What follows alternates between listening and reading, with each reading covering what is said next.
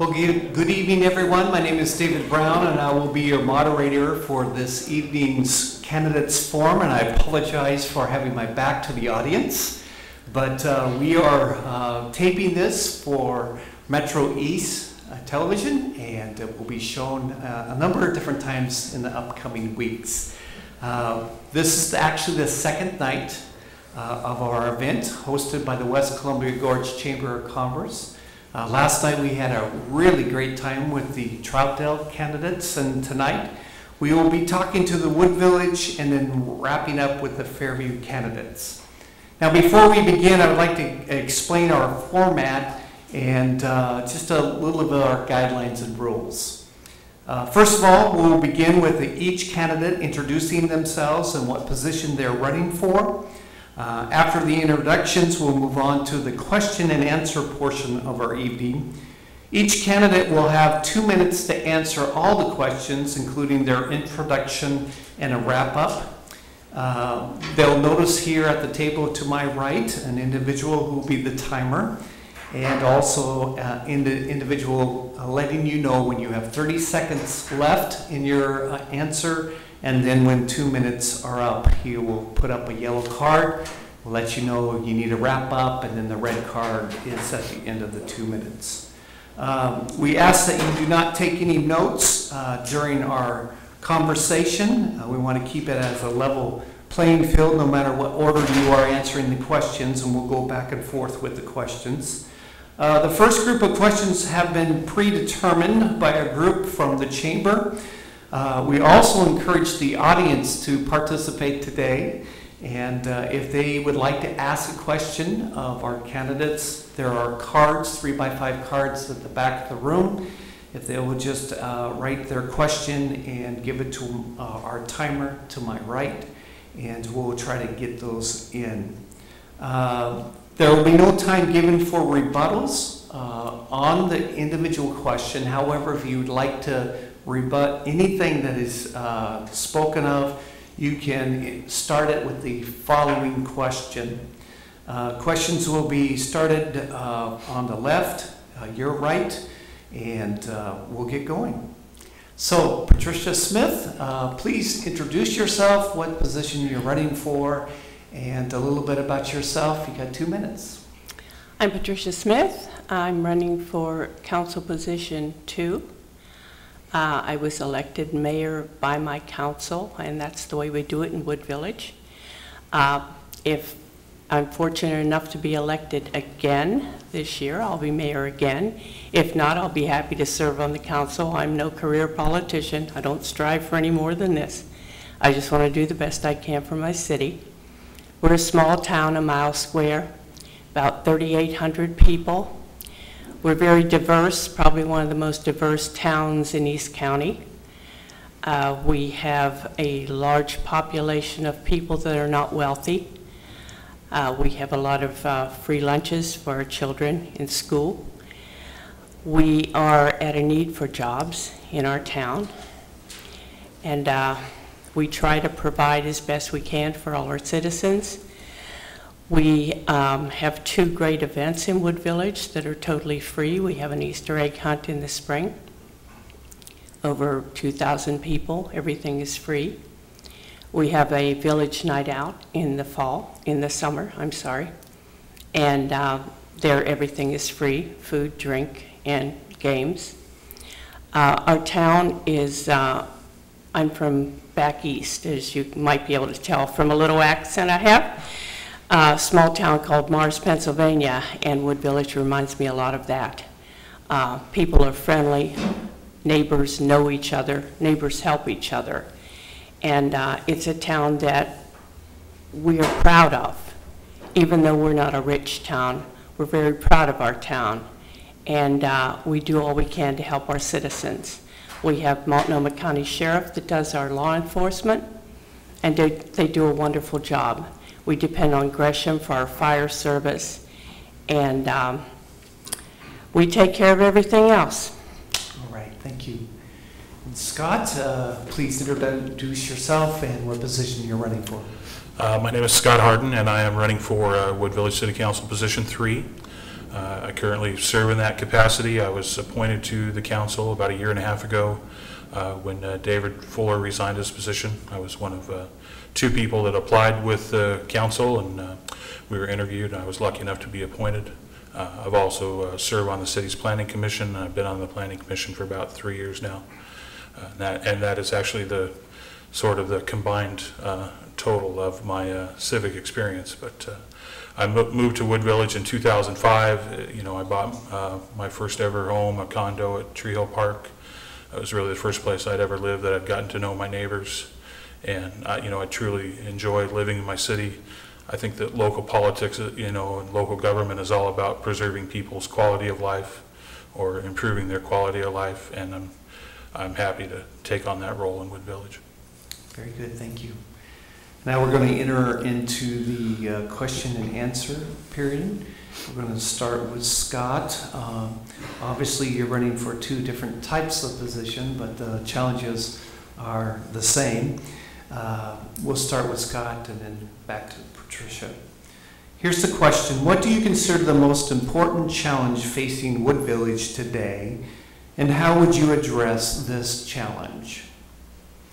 You know, I think maybe the most important challenge is it might be generating revenue. You know, we going into the 2013 budget, we face a deficit maybe for the first time ever between what we'll bring in property tax, about $755,000, and what we'll pay out for public safety, whether it be our contract with the Multnomah County Sheriff, with Gresham Fire, or with BOEC, about $814,000. So there's a gap there that we're going to have to find, you know, imaginative, creative ways to close the gap and continue to serve our citizens. You know, secondly, I think you know, jobs and housing. Our population is increasing. Wood Village is a very diverse city. At least one study points out that it's probably the most diverse city in Oregon. And so I think that you know, we need to find you know, ways to build more housing. You know, mix of affordable and market rate. Certainly, cottage housing is part of our overall development plan. But you know, finding the money to do that. And then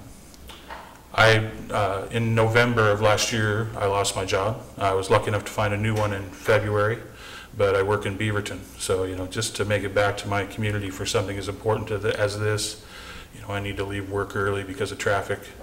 You know, and I'd love for East County people to be able to work where they live. You know, it would serve all of our businesses. You know, if you're open from 9 to 5 and your customers, you know, leave your neighborhood to work and don't get home till after 5, it's tough to be successful. Patricia? Well, Scott pretty much summed it up. We need more business in Wood Village. We need more economic stability in Wood Village. We have places that businesses can come to, and we desperately need jobs. I, like Scott, was out of work also. I was out of work for 2 years. And it was a difficult time, and lots of people are experiencing that right now. And we need to get some thriving businesses in East County, businesses where people are close to where they work. So they don't have to drive the long distance and be tired when they come home. We definitely need to get involvement with the youth in our town. The Multnomah County Sheriff has a program going with the youth now that they're seeing police officers as friends instead of someone to be feared, and it's a great program. We'd like to have some sort of boys and girls club in our town. We had a branch of it, I guess you'd want to say a branch, but they came out last year to the Baptist Church in Wood Village and put on a summer program. It was so well attended, they could just about not keep up. They gave away free lunches to anybody under 18 that showed up, and they were swamped. They had such great attendance, and I would love to see a Boys and Girls Club in our town. Excellent, thank you. Second question, Patricia, we're going to start with you. What resources will your city need to meet the challenges that you just outlined a moment ago, and where do you plan to find them? And please include the role you see that the West Columbia Gorge Chamber of Commerce can play in helping meet these challenges. Well, to meet these challenges, we need probably one thing, and that's money. We need money to build things. We need to attract people to our town.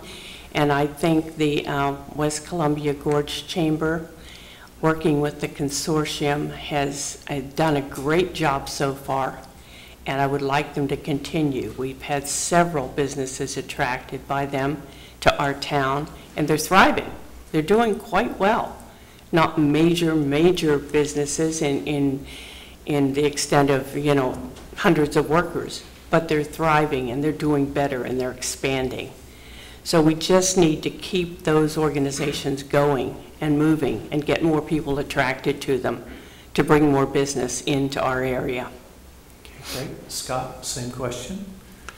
I think that the role that the chamber can play in helping us to sort of generate revenue to improve our city would be, first in attracting businesses to our urban renewal zone. You know, at this point in time, there's very little, increment in the zone, but I think that if we could, get business there and, begin the process of, increasing values and the borrowing and the lending that allows more, business to grow there, that's how we'll create the jobs. And inside that urban renewal zone, there's room for the cottage housing, so I think that's how we'll create the housing as well.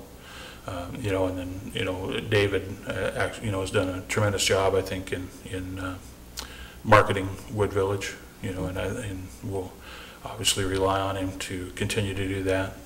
One thing that puts us a little bit behind the 8 ball out here, I think, in East County, I've talked with Shirley Craddock from Metro about it quite a lot, is that a lot of our available land is not necessarily shovel ready, or a lot of our available land, like in the Wood Village CI zone, for instance, it's pretty small. Even if you aggregated it all, you might not attract a really big business. So one thing we've done with the Planning Commission on the council is change the way some of that land is classified. So now up to 20% of it, for instance, doesn't have to be industrial necessarily. It could be industrial services businesses.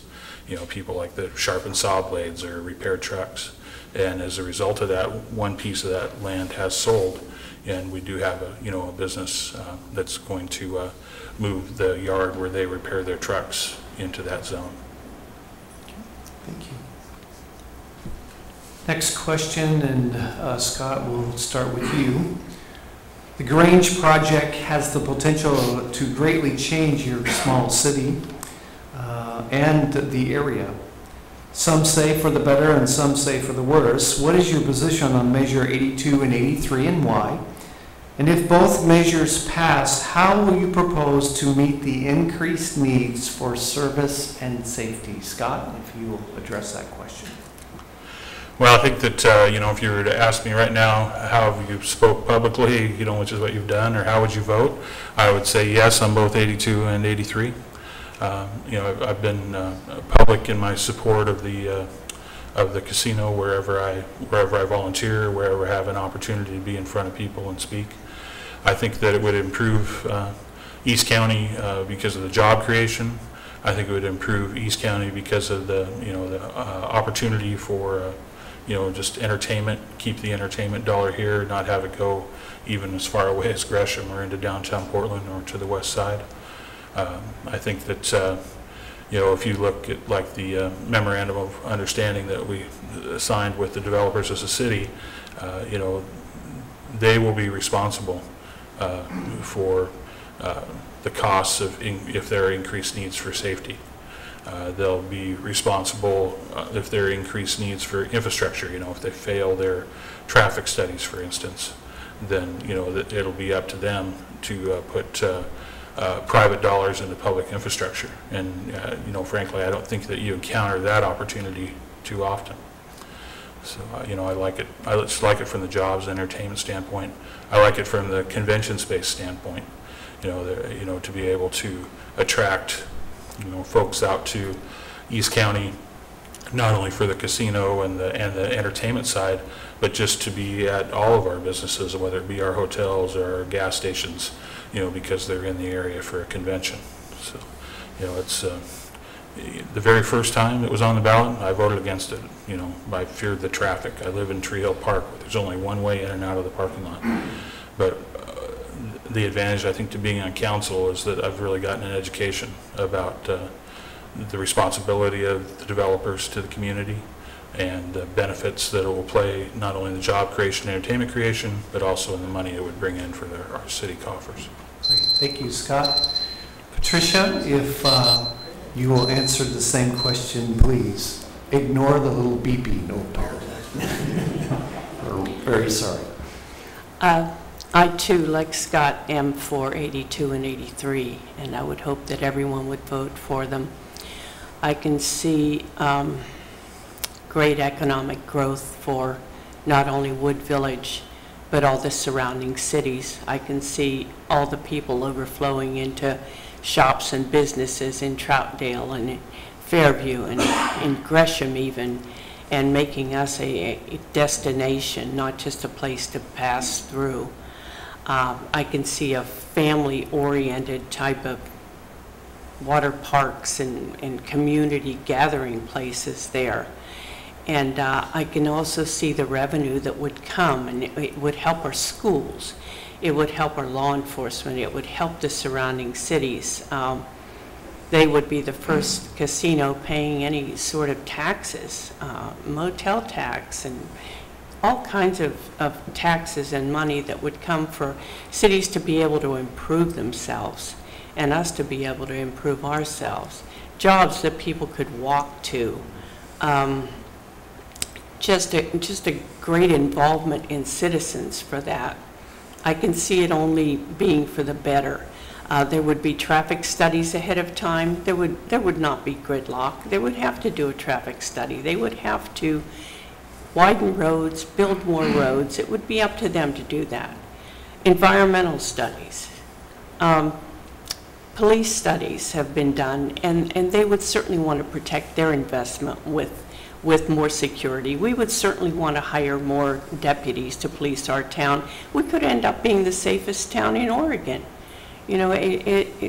I'm just all for it. I would hope the casino would come to Wood Village. Okay, thank you.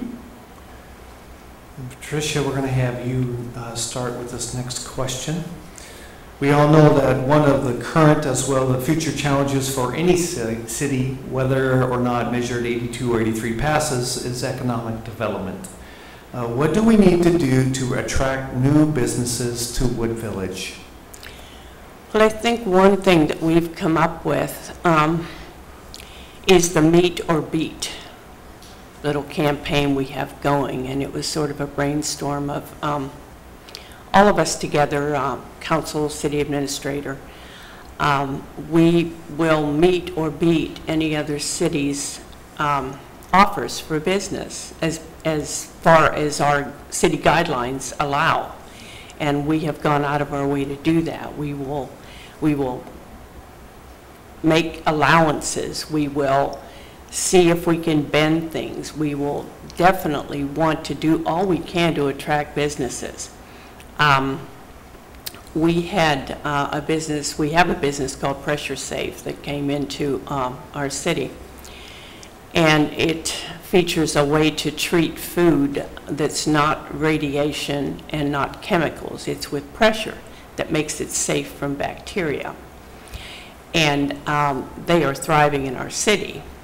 Well, they came in to get, I think it was it a variance or something we had to vote on to allow them to enter our city, But we took, I think, 45 minutes to talk about it.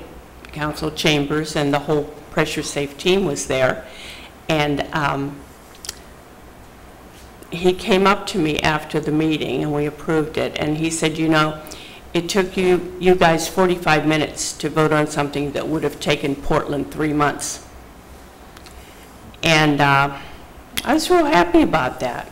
You know, we talked it out, we decided what to do, and we did it. And they were happy and we were happy. And they're there and they're expanding. So we need to do those things. We need to bend some rules. We need to do as much as we can to attract business. Very good, thank you. Scott, same question.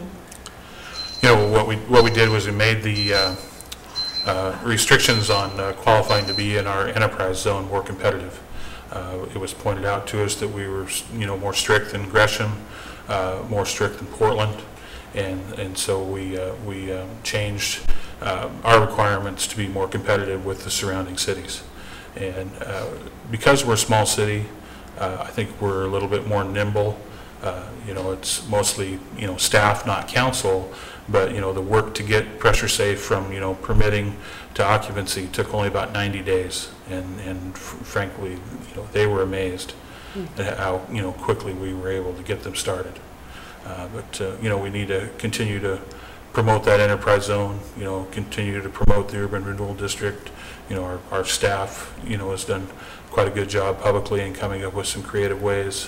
One of the things that David pointed out to us is that we really need to have sort of a go-to person that's available when somebody wants to see a property and they know, you know, all about, you know, what the, you know, the power capabilities are and the data capabilities and that sort of thing, you know, on site.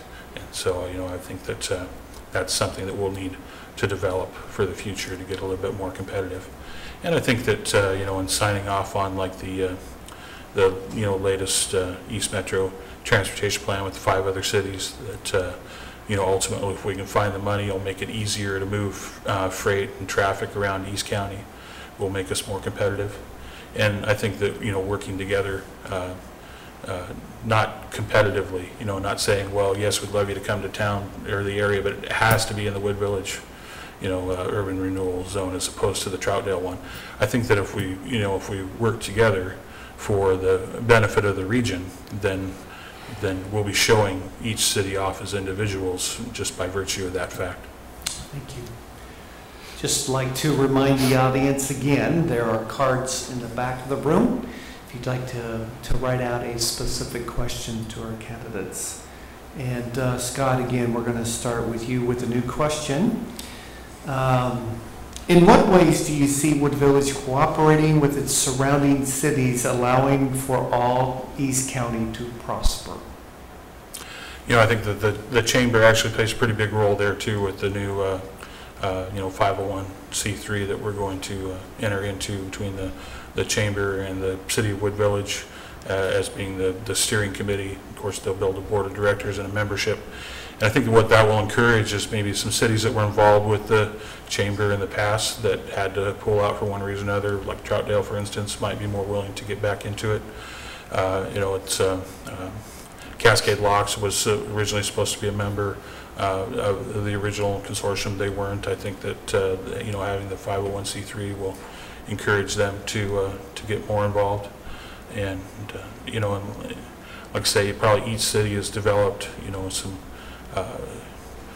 imaginative, you know, and inventive ways to market themselves. You know, we ought to spend a little bit of time just sitting down and comparing notes. There's been talk, things like making the 3 cities one. You know, I've always been on record as being against that.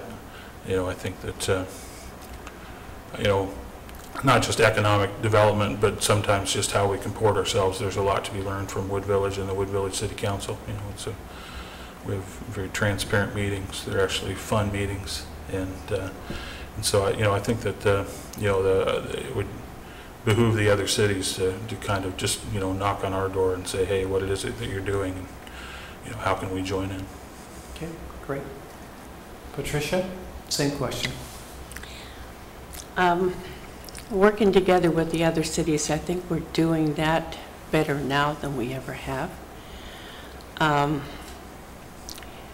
We worked together on a connections plan that Metro had undertaken a study for to decide the best route from the freeway to 26, and they came up with the fact that there was no best route. There were 4 best routes, and we worked on picking the improvements that would happen when the money became available for those routes to be improved. And so it would help everybody. We worked on getting a right-of-way given up to the people who are just about on it now, McMinimans and the school district. And we're working toward that to get that done, because there was threat of putting a superhighway from the top of the hill on 238th down to Halsey. And we sort of all talked it out and decided that that would not be a good idea. And working together, we decided not to do that. So I think there is a great capability of working together with not only Metro and the county and the cities, everybody involved. And I think we're well on our way of doing that right now. Okay, very good. And this question is a new question, Patricia, if you will answer it.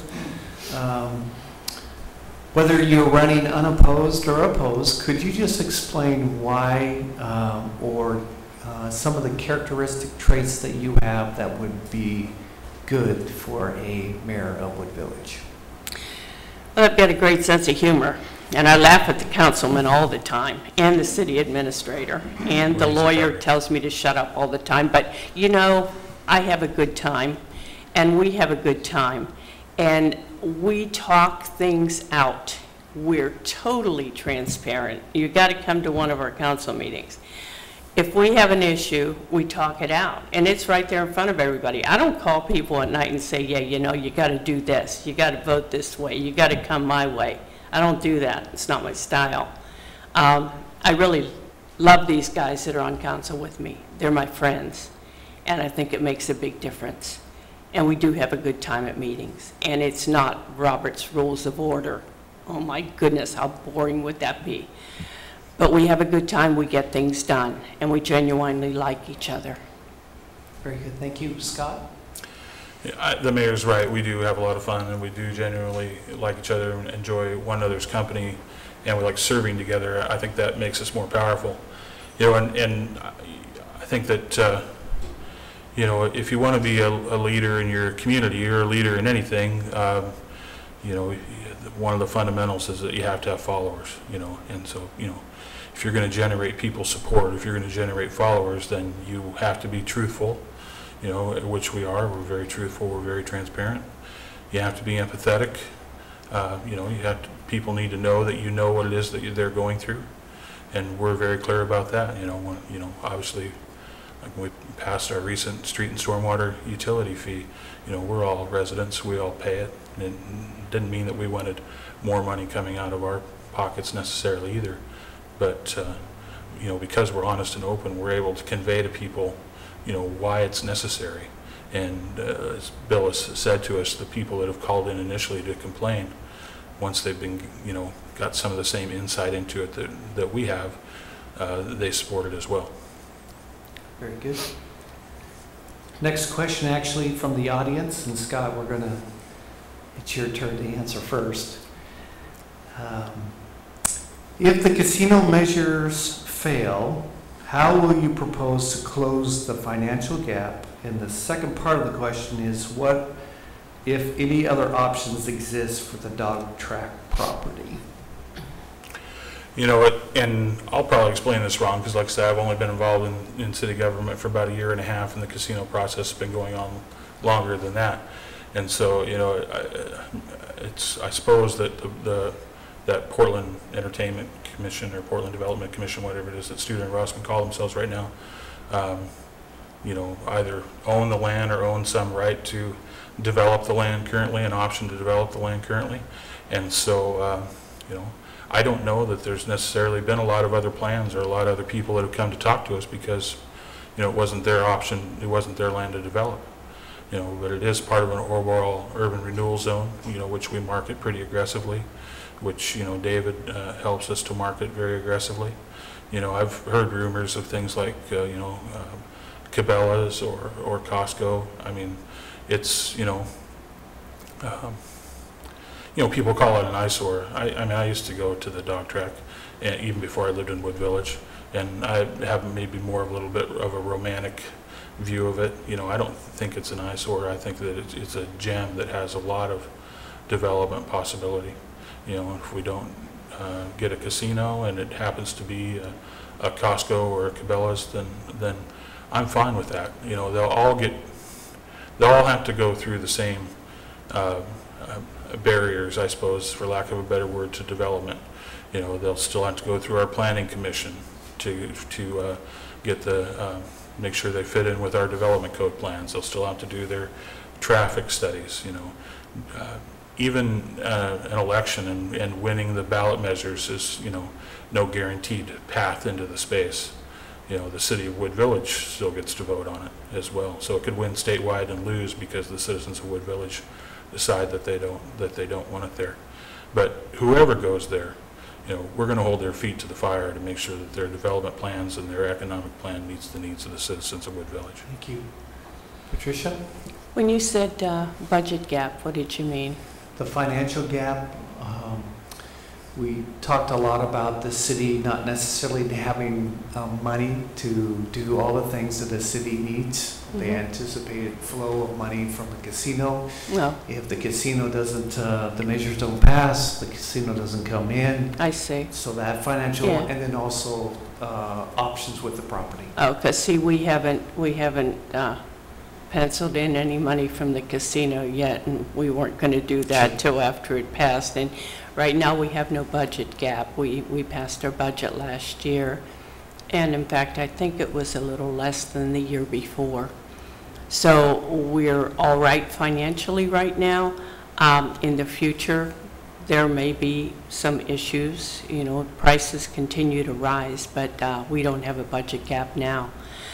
As far as businesses coming in, when that property becomes available, people that want to come in would be happy to see them. It's been vacant for quite a while, and there's been no real takers on it yet besides the casino people. So we would welcome all offers once that property becomes available. Very good, thank you. Last question, unless there's any additional questions from the audience. Let's say that for the next 10 years, you get to remain as mayor. At the end of the 10 years, we want you to describe what Wood Village looks like. So tell us in just a couple minutes, what does Wood Village look like 10 years from today? Well, what I would like to see it look like, I would like to see a main street that people gather on, not to look out onto a freeway. I'd like to see maybe some cottage housing, but I'd like to see a place where people can come and just talk and gather and children play and just someplace in the mainstream of Wood Village that we don't have now. We have a park, and that's great, but lots of people don't even know it exists, and it's a beautiful park. But I'd see a gathering place, a total true center of Wood Village, somewhere in Wood Village, that would attract people and make them stop and talk and visit with their neighbors. That's what I'd like to see. Very good. Scott, same question. You know, I think 10 years from now, we'll see a Wood Village where, one, the infrastructure is solid. You know, we passed the street and stormwater utility. We're already doing road repairs. So, you know, our 4.4 miles of road, you know, will be the standard, I think, by which other small town 4.4 miles of road will be measured. You know, Mayor mentioned our city events. In the past, we've had a third event. It was called like an end of summer festival or an Oktoberfest. Really failed to gain an identity, so we took it off the docket for this year. But I see that third event coming back in an effort to celebrate Wood Village's diversity. So maybe each year, you know, or within the next 10 years, that there's one yearly event that's kind of a Wood Village World's Fair, where we really get a chance, you know, not only to meet, our current neighbors, but our new neighbors, and learn why they came here and what it is about their lives that maybe we don't know yet, what it is that they celebrate that maybe we could join them in celebrating. So I envision a city that really capitalizes on its diversity. Very good. Well, that concludes our questions. We would like to give you kind of some closing comments. And Scott, if you would like to start, you got a couple minutes just to kind of wrap up the evening for us. Well, I mentioned in my opener that I think that local politics is about people's quality of life. And once I finally got into a role where I was on a policy board, people have asked me now if I have aspirations beyond this. And, I serve right now at the pleasure of the council who appointed me. Soon I'll serve at the pleasure of the voters of the city of Wood Village. And that's politically all the farther that I ever really want to go. Because what I've learned either through volunteer work and advocacy or now in public policy is that local is where the action is. If you want to have a direct and tangible impact on people's lives, if you want to see the results of your work, then you need to serve right next to them. So, as long as the city of Wood Village will have me, then this will be my political career. Thank you. Patricia? Well, I love my city, and I love the people in it. I walk through town, talk to people. I like to see the people thriving, and I hope that they always will thrive. Like I said before, we're not a rich community, but we're really a vital community. Lots of children, lots of people walking, visiting the park, just having fun that you can have without any great amount of money. I hope that the measures 82 and 83 pass. I hope that people vote for them. It would be a great boost to our community.